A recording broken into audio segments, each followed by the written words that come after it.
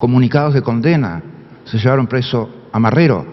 Cuando se lleven preso a Guaidó, ¿qué hacemos? Otro comunicado de condena. Comunicados de condena. Se llevaron preso a Marrero. Cuando se lleven preso a Guaidó, ¿qué hacemos? Otro comunicado de condena.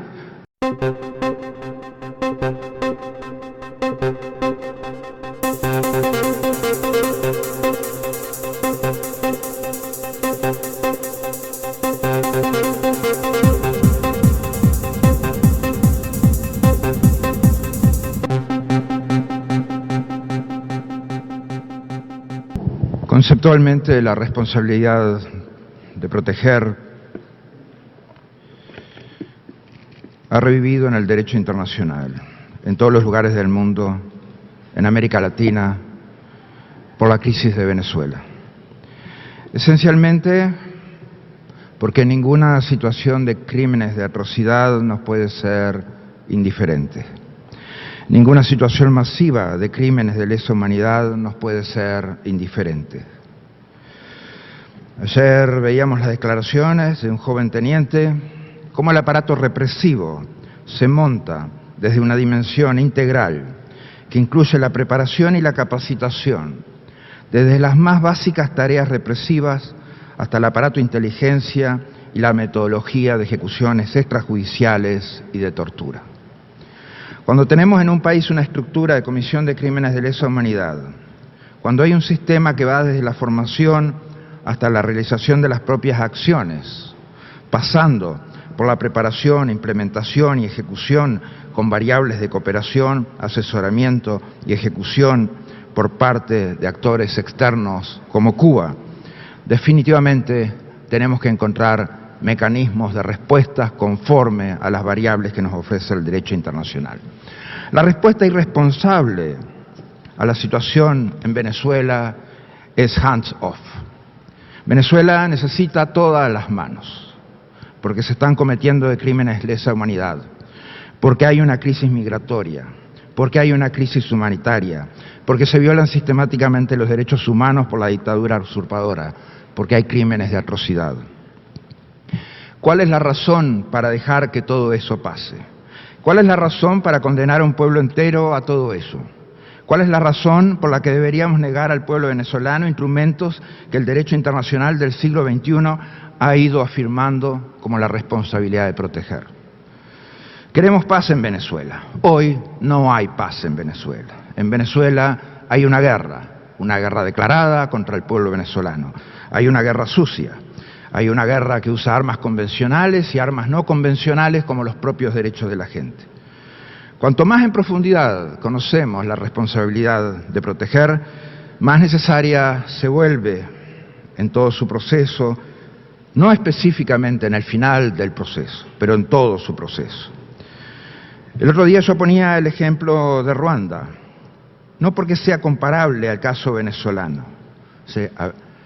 Muy estúpido el que dijera eso, muy estúpido el que dijo eso, sino para demostrar hasta qué punto, hasta qué extremo puede llegar la indiferencia de la comunidad internacional, hasta qué punto puede llegar la cobardía de la comunidad internacional para tomar acción. Por supuesto que hay un uso de la fuerza que es ilegítimo y que condenamos todos. Por supuesto que se debe dar una evaluación para determinar oportunidad y razón. Pero nunca podemos ser tan inmorales de tergiversar las razones para no actuar. Nunca podemos ser indiferentes al sufrimiento de millones, a la violación sistemática de derechos de millones.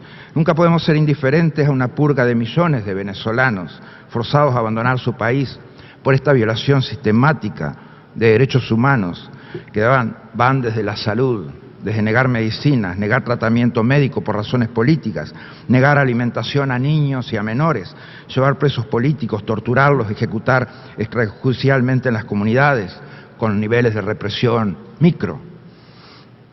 No podemos seguir llamando colectivos a los paramilitares, como decía ayer Tamara Sujo. Este es un sistema absolutamente coordinado, un sistema represivo absolutamente coordinado, que va desde la represión a nivel micro, a nivel comunitario, hasta los más altos puestos de la política. Toda la sociedad venezolana es afectada por estos niveles de represión. Como fue afectado el jefe de despacho del presidente encargado, Juan Guaidó, anoche, como es el caso de Marrero, como es el caso del general Baduel, del diputado Requesens. Nuestra respuesta no puede ser un comunicado de condena. Esos tiempos ya están pasando, ya son completamente insuficientes. Comunicados de condena, se llevaron preso a Marrero. Cuando se lleven preso a Guaidó, ¿qué hacemos? ¿Otro comunicado de condena? Esa definitivamente no es la clase de respuesta que la comunidad internacional tiene que dar a situaciones como esta. Es curioso que solo mencionar las tres palabras responsabilidad para proteger provoca fuertes reacciones inesperadas, que son además reacciones innecesarias. Sospecho que es porque está confundida a la gente con lo que es R2P y lo que no es R2P. No es sinónimo de intervención militar, como algunos interpretan automáticamente. Tampoco su aplicación implica una agresión de facto al principio de autodeterminación y soberanía de las naciones. Eso es no entender R2P desde el comienzo hasta el final. Atajos mentales predominan también entre diplomáticos y la opinión pública con respecto a R2P.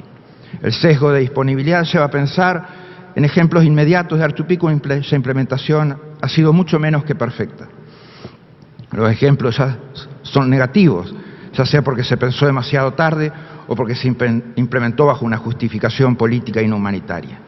La persistencia de estos sesgos en los tomadores de decisión impide muchas veces evaluar con objetividad las necesidades existentes de quienes tienen el derecho a la responsabilidad de proteger, como el pueblo venezolano, que vive en un limbo de derechos eliminados bajo el contexto de una dictadura usurpadora que los ha despojado.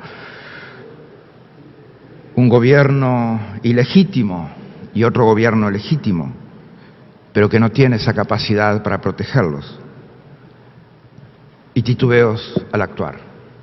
Lo cierto es que R2P significa el rechazo a la indiferencia de la comunidad internacional de cara a crímenes de lesa humanidad, genocidio, crímenes de guerra, limpieza étnica, crímenes de atrocidad, cometidos por un Estado contra su propia gente.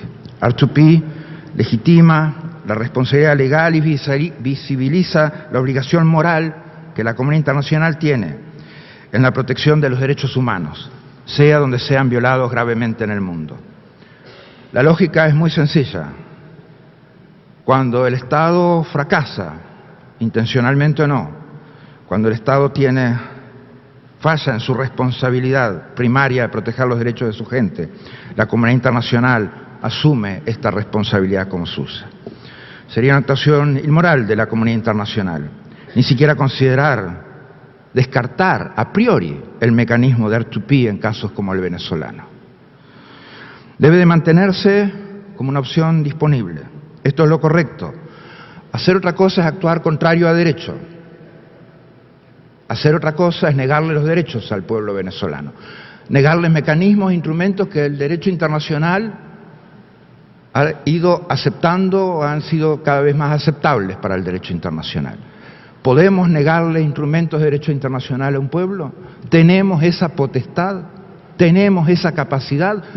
No, no la tenemos. Tenemos esa potestad de decretar desde acá, a priori, en frío, no R2P para el pueblo venezolano.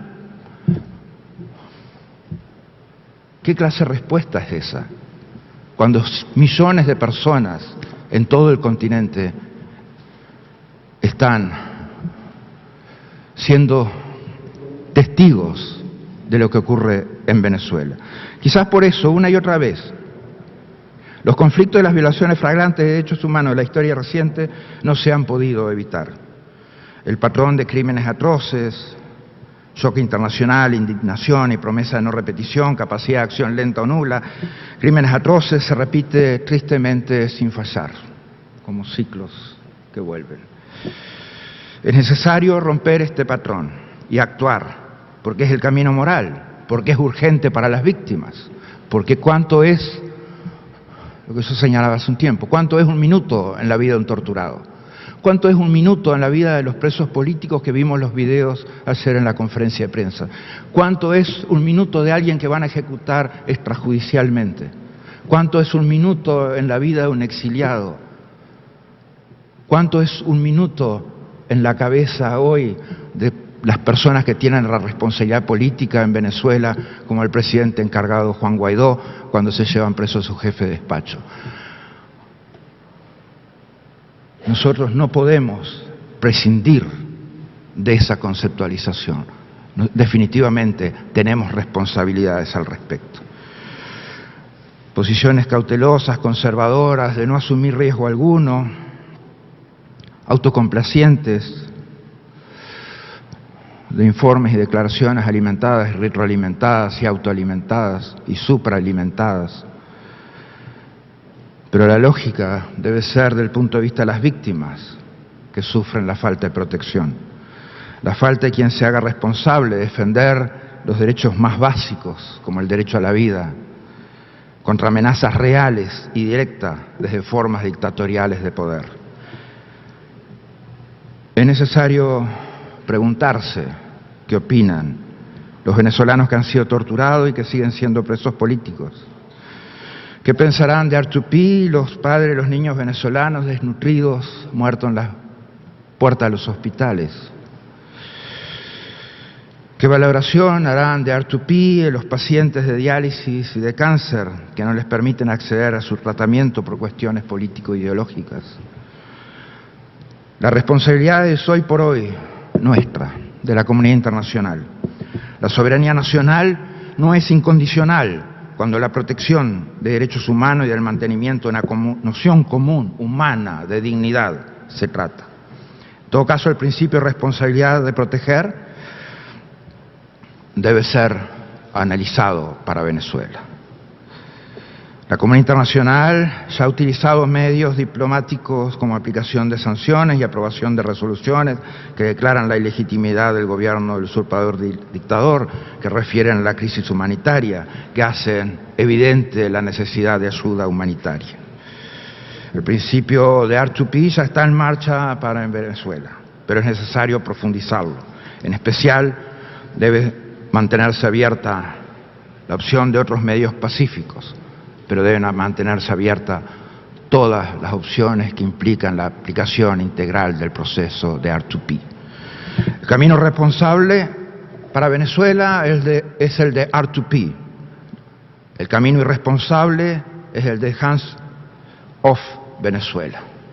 Hoy tenemos que pedir todas las manos para Venezuela, porque tenemos que resolver la crisis más impactante y más importante humanitaria que ha tenido el continente, la crisis migratoria más importante que ha tenido el continente, porque tenemos que resolver las ejecuciones extrajudiciales, tenemos que liberar a los presos políticos, tenemos que darle justicia al pueblo venezolano, tenemos que darle salud al pueblo venezolano, tenemos que darle alimentación al pueblo venezolano. El pueblo venezolano debe recuperar la democracia, los derechos de la gente y la paz, y deben cesar los crímenes de lesa humanidad y los crímenes de atrocidad que se cometen día a día contra el mismo. Gracias.